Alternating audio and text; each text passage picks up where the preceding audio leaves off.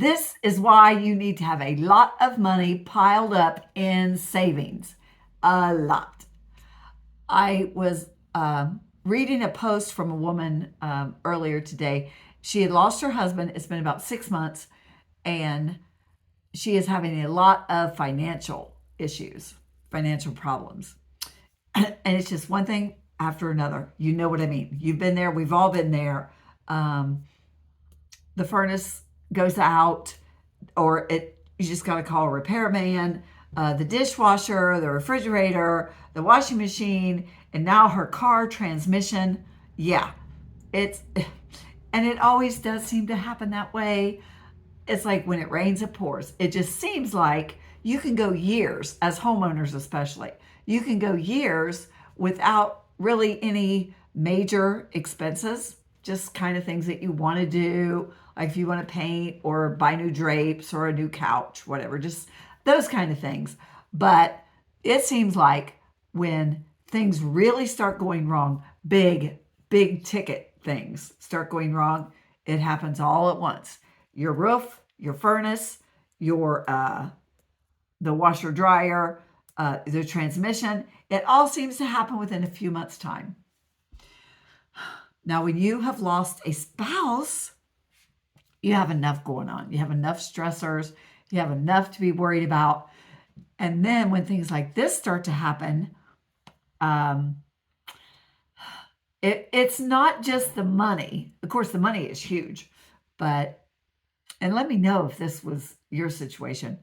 I kind of was annoyed at my husband when things like that would go wrong.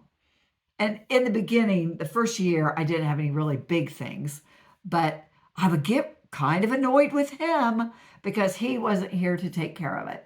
But, and I thank God, financially, I was okay because we had savings we had piled it up for years. It's really hard to do, especially when your kids are in the house, still at home. We didn't really have a lot of savings then.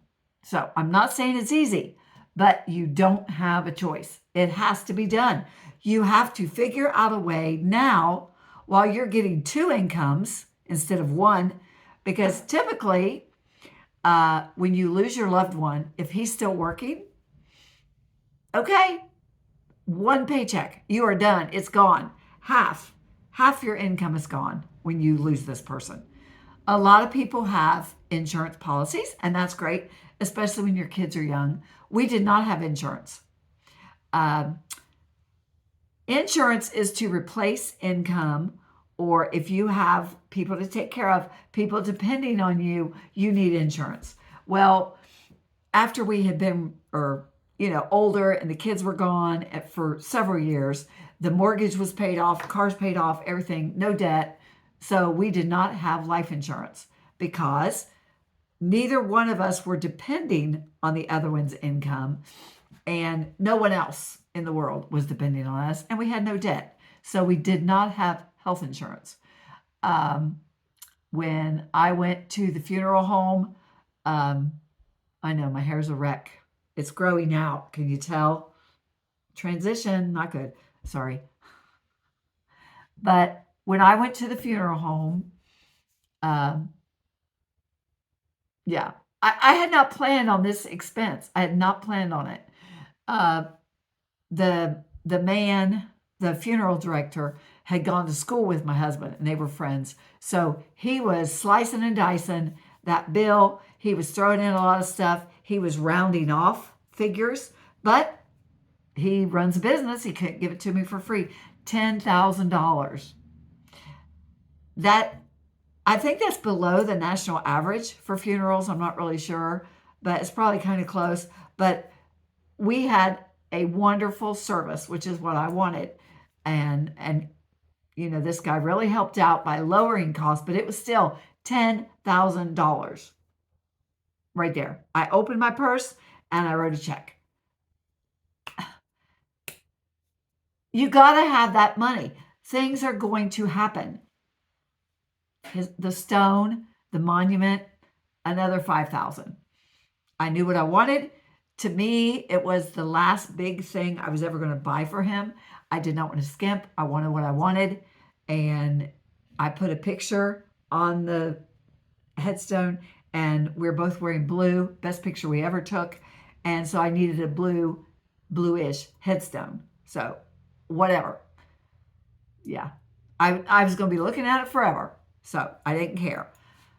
You have to be prepared for that.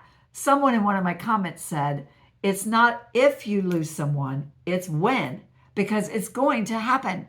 If the Lord tarries, you're going to lose somebody. And most people I know do not have the money to just write a check for a funeral and a headstone. Most people do not have that money.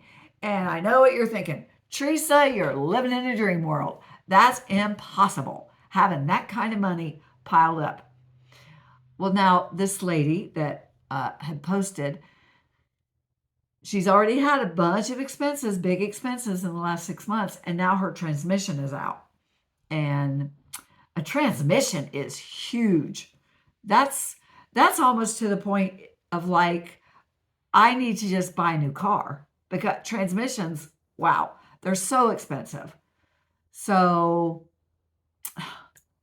you've got to have money piled up. No debt. Get out of debt wherever you are in your life, in your walk right now. You have got to get out of debt. Period. End of story.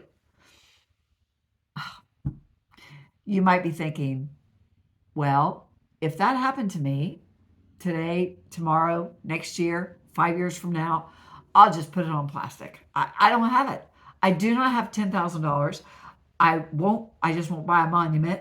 And if my car, whatever, I'll just do plastic, because that's the only option that I have.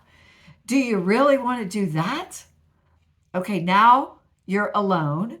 You're in this horrible situation, and it might not be a spouse that you've lost, but you're in a terrible, stressful, the worst possible situation, and now you're piling debt on top of that.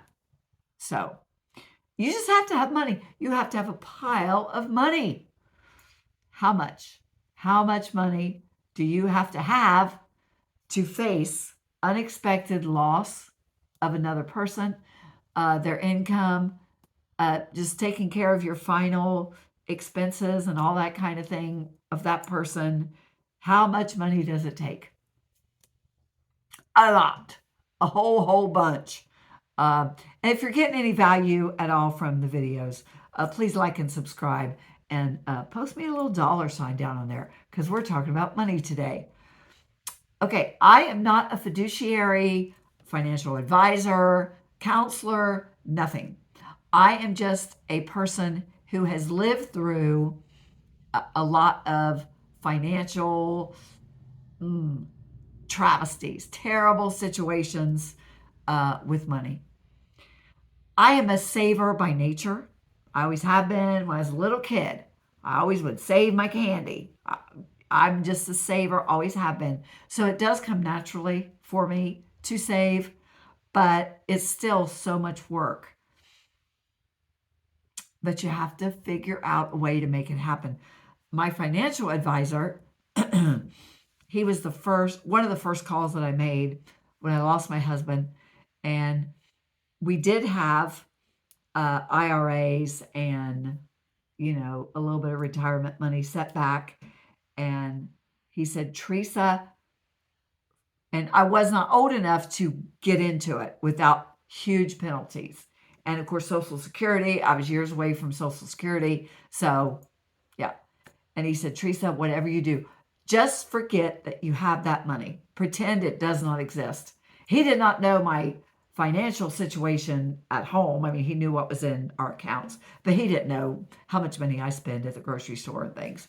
But he said, just pretend like you don't have that money, because it was going to really hurt me and hurt my future if I touched it. If I got into that money, I would be robbing my future stability and peace if I got into that. So that's what I did. I just pretended like that did not exist. But still, how much? How much do you need? Each situation is different. each person, it depends on where you live. If you do have debt, if you have a mortgage, if you have people who are dependent on you, uh, I'm mostly talking a lot to retirees. So you might not have children at home relying on you, depending on you. That would really be tough. But if you're like in the situation I was in, I only had myself. I was only responsible for myself. So I could really cut back on everything, not touch that money, and I was still working, or I am still working. So it was very difficult without two incomes coming into the house. It was really hard, but it just had to be done. So I can't tell you exactly how much you need. We did not have debt. We had not had debt. My husband passed in 2022, and the last debt we had was in 2017, I believe. So we'd had years of no debt. And that whole time, we were piling up money. Not specifically because we were thinking he could go tomorrow, I could go tomorrow, one of us could get cancer and have a lot of medical expenses. Not really for anything in particular. It was just we were thinking of our future, downsizing, taking, uh, limiting how much money we just spent, not just going willy nilly with money, even though money was still coming in on both of our parts. It was still coming in, but we're just naturally careful with money. My sisters have always called me a tightwad, and I married a tightwad. So, yeah. Anyway, there's not an actual dollar amount. I've heard it said you got to have your emergency fund, which is a couple $1,000s for your washer goes out, your refrigerator, that kind of stuff. A copay, minor surgery, and you got to pay your share, that kind of thing. So you got to have an emergency fund.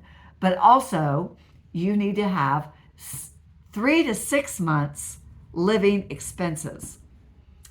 And a lot of people think more like 6 months to a year. I'm thinking at least 1 year, at least a year. And for me, it's not really living expenses, but income, 1 year's income. Because if you have a couple $1,000s in an emergency fund and your furnace goes out, like mine, I had to replace my furnace and heat pump a couple months ago. $1,000, 2,000, 3,000, 5,000 in an emergency fund, that's not going to be enough. It's gone. Yeah. A roof. If you're a homeowner, especially a car, if you have to replace your work car, and most of us, if our work car goes out, how am I going to get to work tomorrow? It's not like, well, okay, my dryer went out, so I'll just hang my laundry around the house for a couple weeks, couple months, whatever, till I get around to buying a new dryer. And not the end of the world. Not fun, but not the end of the world. Your car, you have to have a car tomorrow or today. You have to have a car, period. If you live where I live anyway, you got to have a car. So, yeah, I live about 35 miles. Well, maybe not quite that much, a lot. 25, 30 miles away from the grocery store. Yeah, I'm not walking to get groceries. Yeah, I'm not doing it. I'm in the country. So, yeah, 30 miles. The doctor, well, I do have a close doctor, but still, it could be really far. A hospital is another 30 miles. Anyway, it depends on your situation, so I cannot give you a specific dollar amount. But if I had not had a pile of savings, I don't know if I was quite at well, no, I wasn't at a year's salary at the time when I lost my husband. We did not have a year's salary. We probably did have close to a year's living expenses. We probably did have that back then. But I didn't work for a few weeks. Of course, I had all these big expenses that were not expected. That's how they all are. They're not expected. You can live in a house for years and you think, oh, this is great. We're just sailing. We don't have a mortgage. We're doing really well. And I'm not spending any money. And it seems like all at once, a window. Yeah, in my bedroom, a window got broken from the lawnmower. Threw a rock, broke the bedroom window, which I know that's not a huge expense, but then when you put the furnace and the heat pump on top of that, and then if you got to replace your roof and your water lines, which mine are getting old because my house is getting old. So, how much do you need? A lot. That's all I can say. You need a lot. And it may seem impossible. It isn't impossible. We did it. We were able to save close to a year's living expenses. And now I'm working on the year's income because you just don't know. A couple $1,000s is not going to be enough. So, again, I'm not a professional. This is not what I do for a living, but I have lived through financial emergencies. The only way to get through this stage is have money. Just have it piled up, money that you can get to. If you, God forbid, have to pay for a funeral and you don't have life insurance anymore, and if you can't save the money, if you don't have a year's worth of savings, then you pretty much better have a really decent health insurance policy. But health insurance policy is not going to do you any good if you're both still here and you have these big, huge emergencies. Yeah, now life insurance policy, that's great to have. You got $1 million in life insurance. Well, you can't have it if you're both still here and you've got to replace your roof or your furnace or your whole house or your car. You can't have your life insurance money. Not usually. There's some policies that you can borrow on it. Not a good idea. But anyway, it can be done. I have done it. My little self, I do not have a great job. I work for the federal government and I don't even get 40 hours a week. Some weeks I do, but I'm not a technically full-time employee. I do not always get 40 hours a week. And now it's just me. And I've not started tapping into our retirement. I can start doing that. And I probably will, well, when I retire by the end of the year, hopefully. I will start tapping into it. But I still was able to do it. So it's not impossible. Dave Ramsey says he does not want to see you in a restaurant unless you're working there, if you're in debt. You do not go in a restaurant. You don't go to the movies. You cancel all those streaming services. You wear the same clothes you wore last year. You wear the same coat that you've been wearing for 4 winters. You don't upgrade. You don't keep moving up. You drive a used car, and it not a fabulous used car either. There are so many ways to save money, to pile up money. And I hear people all the time, we just can't do that. There's no way I can save a year's income. No way. Yes, you can. There is a way because I've done it. And yeah, anyway, it can be done. But of course, I do not take fabulous vacations, which right now I don't really miss it. So it is easier for me at this time. I know that's what you're thinking. Yeah, Teresa, but you don't have a life. You don't do anything fun. You don't go anywhere. You don't do anything for entertainment. Well, if you're broke, you can't do anything for entertainment either. Do free stuff. Go for walks. Get movies from the library. Whatever. There are ways. If you're in debt, you've just got to get out of debt. And not just if you're looking at retirement. Yeah, not just that. Everybody in debt. Get out of debt. Wherever you are. If I would have had a lot of debt, if I would have had a mortgage, because I'm telling you, I don't make a lot of money. If I would have had a mortgage, I don't know how I would have slept at night. I'd have been so worried about that. Car payments.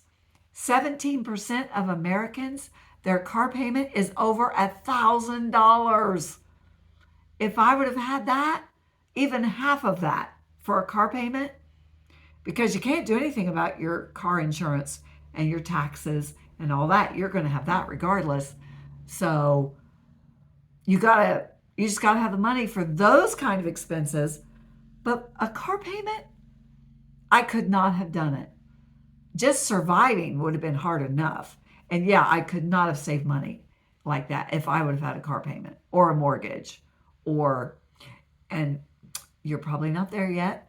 It took us years to get there.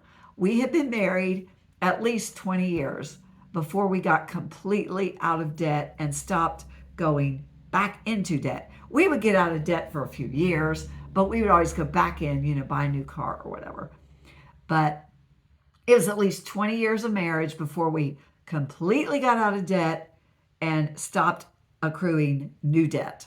So it's hard, it's a long process, but don't rob from your future self, your future peace, your future joy, your future comfort. Like I said, I could not have slept at night if I'd had big expenses. Yeah. And all I had to take care of was myself. And I know that's not everyone's situation, but save money. I'm not a fiduciary, not an expert, just a person who's been through it. Save money. And God forbid you find yourself on your own and your transmission goes out, or a tree falls through your roof, or your washer quits working, or your furnace. You will be prepared. It's all we can do. Pile up money. You can do it. You have to do it. That you have no choice. And if you've made it all the way to the end of this video, I appreciate it. We just got to support each other. This is just me giving my advice. You have to do it. We got to be out of debt, and we got to have money piled up, because you just never know. Life is messy, it's hard, it's unpredictable, but we just have to be prepared for anything. I appreciate all of you. I appreciate you being here. I appreciate you watching all the way to the end. And I'm sure you're thinking, oh, easy for her to say. Yeah, well, it's not easy, but it can be done. I just want to encourage you. Start today. Even if you start teeny, tiny, start today. Pay off that smallest debt and make a promise to yourself you're going to start paying yourself. Even if you only start saving $5 a paycheck. $5. You can live without $5. Every time you get paid, put $5. And the next week put in 10, and the next week put in 20. And just do that for just a little while. There's still high yield savings accounts where you can put away money and you actually earn. And I think it's dropped a little now that the interest rates are going down. I think I'm not earning quite as much interest as I was, but it was like 5% interest. You get a couple $1,000s in there and you get 5% interest on that money, and it's just sitting there waiting for you to take a vacation, or you got to replace your furnace or whatever. It is there waiting, and it's growing.